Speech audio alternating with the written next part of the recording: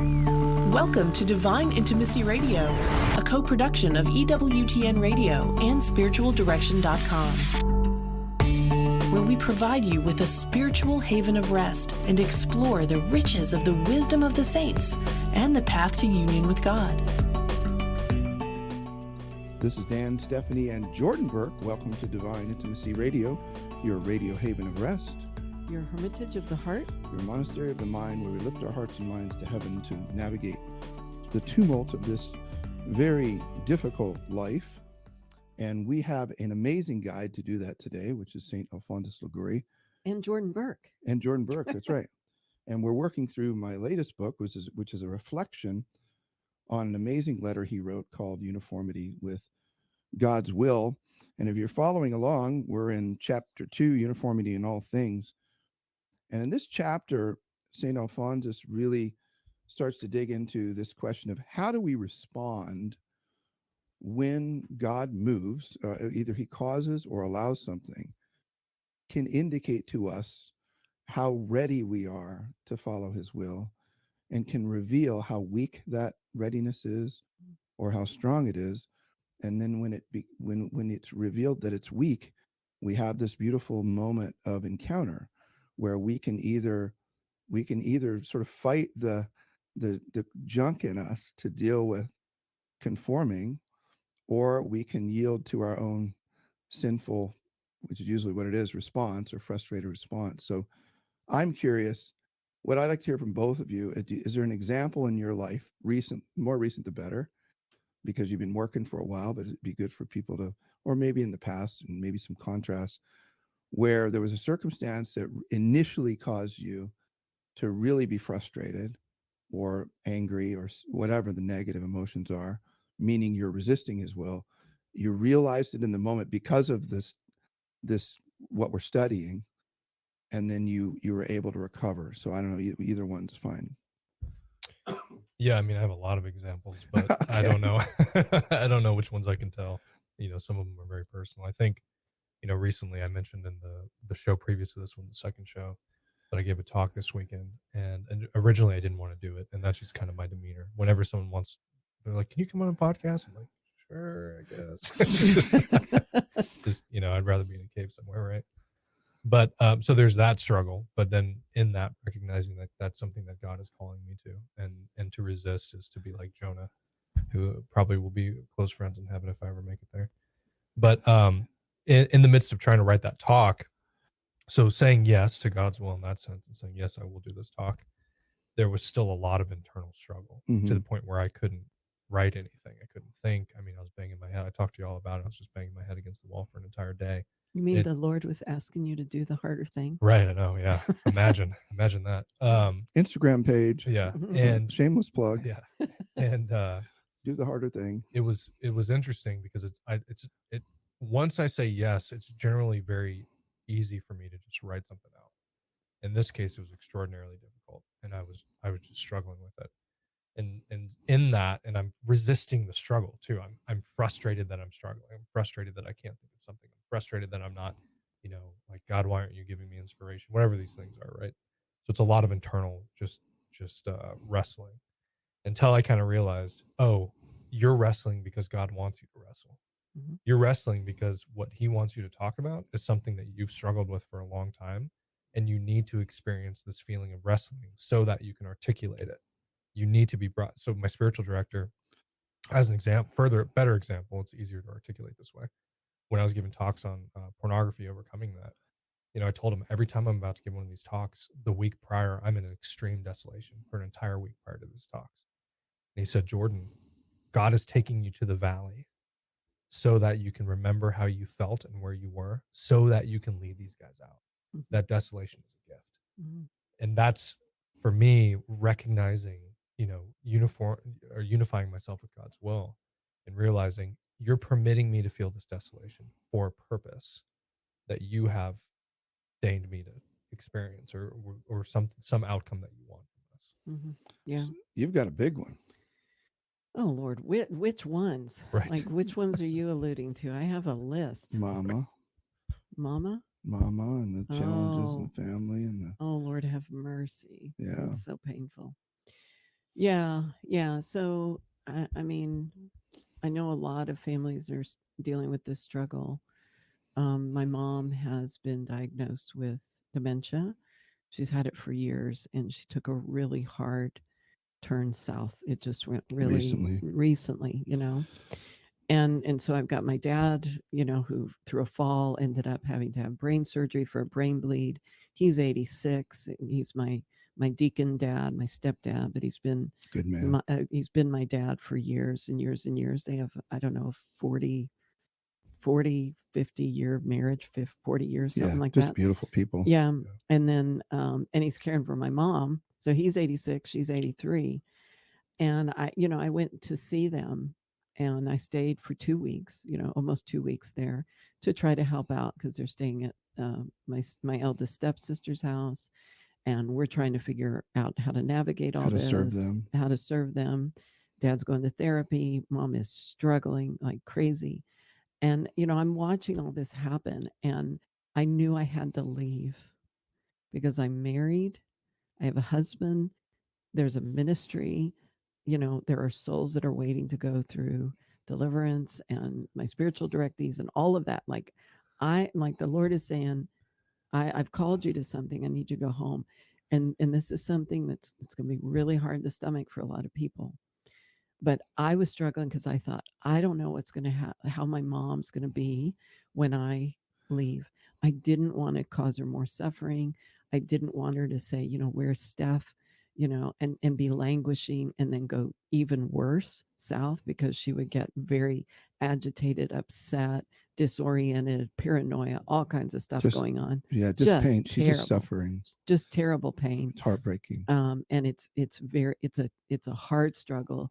um, she's got a fiery spirit, makes it all the harder, I think. And so I'm languishing in this, but I haven't articulated it to anybody, and I'm just staying faithful to my prayer, and I'm just laying everything at the feet of the Lord. And but this is ruminating in my head. I'm worried about how she's going to react. I get up the next day, the day before I'm supposed to leave, and I walk into the kitchen, and she turns and she looks at me and she says, "Hey, when did you get here?" Mm. And I had been there for weeks. That was the only day that she did that. And it was like the Lord saying, "Follow my will, follow my will." And the day I left, which was the next day, and he was comforting me, letting me be detached with that. The next day I get up, and you know what the scripture verse is? What? And he who puts his hand to the plow and looks back is not fit for the kingdom of God. Mm, I'm reading this as I'm flying away at 6 a.m. in the morning. gotta I be left in the dark. weeping I was weeping. I was grieving. because you wanted to, above all, you wanted to be with her. I wanted to be the one who cared for her, Yeah, protected her, consoled her, took care of her but bodily God needs. hasn't given that to you He hasn't. because she's in Texas. He hasn't given it to me. Yeah, But he's given me a heart of love and yeah, sacrifice. yeah. And so following God's will Right. versus my will Was leaving. was leaving and going back to what he asked of me, Mm. not what I wanted to do. And it even brings tears now. It does. It's such a struggle. But you know what? I know that he's working in this, and he's sanctifying the rest of my family. He's working in and through this pain and this struggle. And even her, I know this is part of my mom's purgation, Yeah. right? And it's just excruciatingly painful. Not And especially they're all yeah. the whole family is just beautiful, wonderful people. Yeah. I mean, and especially Elise and Howard. Yeah. And it's so hard to watch the pain. Yeah. Yeah. But so often that giving my heart completely over to the Lord, to say, I'm going to go where you lead me. I'm going to do what you ask of me. And you got to take care of Mama. And I've got to and I have to surrender my mom to him. And he's letting me know, I've got her. She's not going to suffer more because you're not standing by her side. I'm in control of this. Let go. Well, that's how complicated this topic is. And that's a perfect example, because at this point, you have listened to God's will so far in your life, or you've come so far in your life that you recognize God has called me to do X, Y, Z. I have these things, these ministries, these other things, aside from the state in life things that we have to answer to. And you even have to balance that out when people are understanding, well, how do I do God's will? It's like, well, I want to fulfill the commandment of honor your parents, but in this case, you are, right? And that's really hard for people to understand. Yeah. You are honoring your parents by doing this because you are supposed to be doing what you're supposed to be doing, and God's doing what He needs to do and wants to do, things that we will not understand until we're with Him, Right. while we're fulfilling what He has called us to. Yeah. I mean, there's so many levels to this. And I have really truly understood that my role, what my part in this is now become sacrifice, Right. prayer, Yep. every rosary, every mass. And every time there's a phone call where there needs to be help or right. advice, I'm there. yeah. I will If we help got to with go back out, finances. You know, we're going back at Thanksgiving to go just love and serve the family and check in and see how things are going. But you know, that was a window of time that I was able to carve out to go, and we have to do what the Lord asks us to do. And is it, maybe this will help people, is it struggling with the feeling of abandoning something else when in reality we're not abandoning, we're putting it on the altar for God to deal with and Yeah. trusting Right. It's what It's true He says. entrusting. surrender. That's the difference. Right. Yeah, the flesh or the devil would say to try to bring guilt, Right. you're abandoning. Right. The truth is you're giving it over to God, because if you look at the sovereign plan of God in this case, we have for years we asked them to come to Alabama. We would build them a place and we would help them, and that wasn't God's will, and so it wasn't given to us. They're in Fort Worth, where we have wonderful people who are caring for them, and that's what God decided. Right. We By didn't decide literally that. air flighting him out. Yeah, we Like didn't decide it. forcing the whole Right. thing. Right. He didn't just, my parents didn't decide it. We didn't decide. The Lord said, by these circumstances, I'm going to put them here where they're going to be cared over and watched over by family. And some really good options for their care. yeah, wonderful options. And, I mean, and a state of the art. world-class, yeah. World-class medical care. But I think in our flesh, so Right. often we want to do what we want to do that feels right to us, and not understand that even in these circumstances, the Lord's at work. Through my mom's suffering, the Lord is transforming and my family. Yeah, beautiful It's conversation. changing my siblings. Yeah. It's crazy. It's beautiful. Yeah. Yeah, So hard. It's sort of, Hard. it's brutal, as we say. beautiful, Brutal and beautiful. when you see what God is doing. So when we get back from the break, we're going to do another example of this with dealing with illness, because Liguori actually brings that up specifically. We'll be right back. The beautiful fact that no suffering is wasted, that all suffering has a purpose. And to wrestle with the idea, which is that everything that happens in our lives is either willed or permitted by God. Okay, God, why would you permit these things? I know that you're a good father and you're a loving father. So there's something there.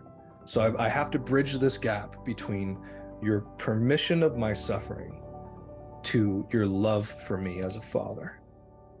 And Uniformity with God's Will, the book by St. Alphonsus Liguori, bridges that gap. And he explains, as only he can, because he's such a hard hitter, the reality that these are all moments of growth, of virtue, of, hey, your legs are weak. You're like a newborn deer. You can't stand on your own. We need to get you to stand on your own. Those sorts of things. Even desolation. The day-to-day kind of the ebbs and flows of the spiritual life. Those things are all permitted for a greater good, whatever that might be. Check out the brand new updated version of Uniformity with God's Will, titled Finding Peace in the Storm, with commentary by Dan Burke. Welcome back to Divine Intimacy Radio. You're with Dan, Stephanie, and Jordan Burke today. We're doubly blessed today to have more of the family to talk through this great subject. We're talking through just highlighting key points in my new book, Finding Peace in the Storm, which is reflections on St. Alphonsus Liguori's Uniformity with God's Will. And I think, frankly, the best antidote. I mean, there's 3 books that we mentioned, but this is one of the 3 best books out, available on understanding difficult times, understanding how do I find peace, how do I find God's will, how do I bring myself in conformity. So on page 27, St. Alphonsus says, further, we must unite ourselves with God's will, not only in things that come to us directly from his hands, such as sickness, desolation, poverty, and death of relatives, but likewise those we suffer from others. For example, contempt, injustice, loss of reputation, temporal goods, and all kinds of persecutions. On these occasions, we must remember that while God does not will the sin, he does will our humiliation and our poverty and our mortification, as the case may be. Yeah, yeah. So I have a great example Sure. here. A loved one, I won't say who it is. There were a number of layoffs at work, and as we were in discussion, there was a huge amount of need for the income that was coming in, right? And you could kind of see it on the horizon. The economy's been pretty bad, and so there was one layoff, and I said, "It's coming." It's coming. The layoff's coming because your position in this organization isn't crucial, and they just haven't figured it out yet because they're struggling financially or whatever it is, right? Cutbacks. It's the economy. And to be clear, this is not our organization. No. Yeah, It was just so people are like, why are they talking about this? It was a loved one Yeah. who was working for an organization, and the layoff came. And then there was one layoff, there was a second layoff, and then I get the call. I lost my job like that. No severance, no nothing, overnight. And all of a sudden, no backup plan, no resources, because when you're living in a real way, not irresponsibly, but paycheck to paycheck, because they're young, then that's a real burden. Right. And, I immediately called and I said, get yourself to church first. This is a huge storm, after, all the outbursts of word, the string of words, all this stuff, right?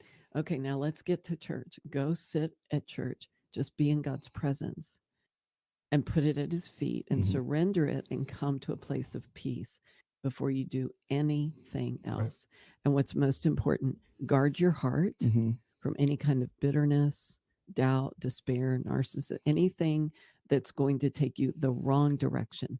Because when we come to those storms, the temptation is, we do go into desolation, and then we run, and the enemy runs with it and can really wreck us, can turn us into bitter, angry, frustrated people that we all know out in the world, that we see all over the place, right? But in that moment, it was no, surrender to this, surrender to him. And then you get up and do the next right thing. Right. And God be praised through that trial, tremendous graces, a month of every day, surrender prayer application, holding together, keeping eyes on. Got a great job. Got a job that far outweighed the other, fully remote, and is enabling them to do the other things that they want to do. It doesn't always work out that way. It doesn't, but in this case, it did. It did, out of trust and faith. Yeah. Did you have something, Jordan? No, I mean, just more often than not, though, that's what happens when you surrender to God, because you've given what he wants, which is it's saying, in this tough circumstance, whatever the situation may be, whatever hardship may be, Lord, your will be done. It's Jesus in the garden, right? Let this cup pass from me, but your will be done. Yeah.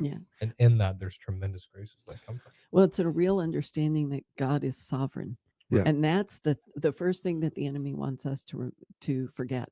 Yeah. Oh, God's not in this. He's not. Where is God? He's napping. Where was God in your He storms? went on vacation. He's in the Bahamas. That that's not true. He's paying attention to Maggie. He's allowed this. The producer. He's either willed it or he's allowed it in order to bring about a greater good. Another example. I just want to just give real examples. The first show in this series. This is is this the third show? So I could barely talk. My vocal cords were inflamed. My lungs were inflamed. I was really struggling. So since then, I've been on a path of recovery, and I've been tapering down medications that make me feel terrible. And obviously I can talk way better and all that. And I thought, okay, I'm out of the woods and I'm going to be fine. 2 days ago, wrong. And I started to go backwards again. And there was a moment, because I lost a lot of sleep the couple of nights, because I'm coughing, I can't breathe, I can't lay flat and all of this. And there are moments in there, and even now, like right as I'm talking, there's a little bit of darkness, a little bit of desolation trying to creep in, because I hate the medication. I hate the way it makes me feel.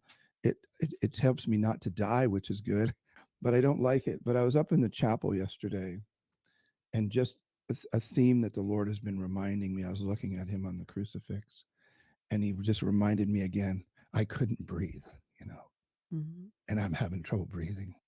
And so I'm like, okay, I'm with you, and I'm sorry for your suffering, because you couldn't breathe because of my sin and the sins of the whole world that were laid on you.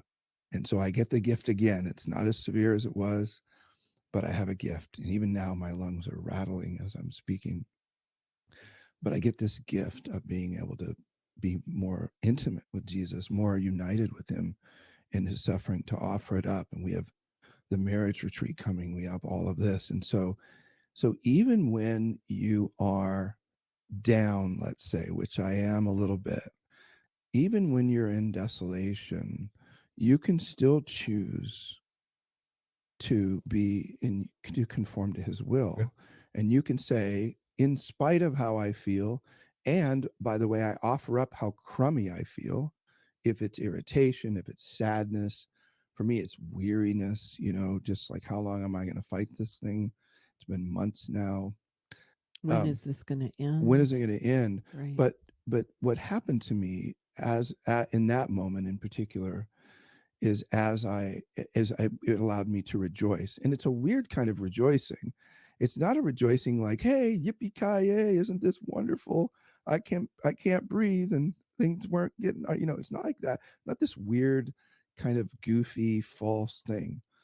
It is a deeper kind of rejoicing. It's a gratitude, because, I get to know him in ways that people who have never had severe lung disease get to know him, because that's a unique kind of suffering that he experienced. And that's a gift. And I'm grateful for that gift, because I know what to do with it. I know how to offer it up.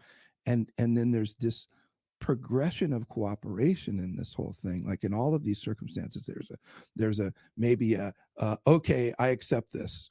That's good.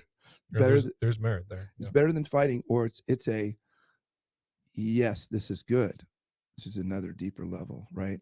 And then there's another one, which is, yes, I need this. I embrace this. I understand it's your will. Yeah. And then there's another one, which is, yes, now I'm going to fully cooperate with it. So it's a, it would be one thing to just accept the suffering.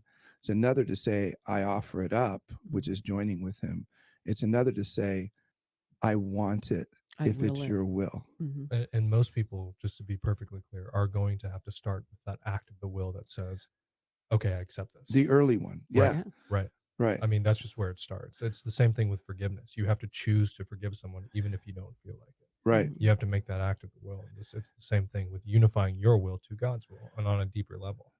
If you're starting there, that's fine. There's merit there. Yeah. But eventually, as you said, there's deeper levels of commitment and deeper levels of relationship that will come as a result of you subjugating your will to what you know is right and true. Over and over and over again. Right. The more you do it, the more you enter more deeply into it, the more you draw near to him in it, the more you cooperate in it, the more you become an instrument Right. of his grace. Yeah. So I don't know if it's okay, but I'd like to make give an example of a married couple. Sure. And what this looks like. So many couples, they enter into a marriage. It's, he smells good. He was the cutest guy. He's the one who pursued me. You're talking about me. We got, whatever, right? For all the wrong reasons, Right. you end up married to somebody. Oh, I guess not. And you find and when you got married, you were kind of both off the rails. And then the Lord breaks through. Normally he breaks through childbearing. Mm-hmm. And more often than not, it's not all the time, but a heavy percentage of women convert before men. Like it's the suffering, it's the appreciation of childbirth and being able to cooperate in this. It's so miraculous and incredible to carry a child and then have this baby placed in your arms and It just changes you. You're never the same when you've carried and had a child. And so the Lord uses that and he rushes upon you, right? And a lot of women, that's the beginning of their conversion. So then the Lord's rushing upon them, and all of a sudden they're not the same woman that the guy married. And he's going like, what happened to my wife? And he's not on board with the faith, but she is, right? And that's a whole nother level of suffering, right? And so you've got this pain and this dis-ease in the marriage. The wife's being called, the husband is being called, but he doesn't recognize it. He's not cooperating. And so there's that pain and discord of my marriage like is falling apart. It's painful. I don't feel connected to my husband. He's not with me. And this can also be husbands with their wives, because I know a couple of examples of crazy conversions of guys and their wives didn't come along with them. And so that pain and their suffering has caused them to distress. So that's another place where that uniformity with God's will, with giving into his divine will, is so very important, because you have to take that suffering and you offer it to the Lord for the sake of your spouse, for the sake of the unity of your marriage.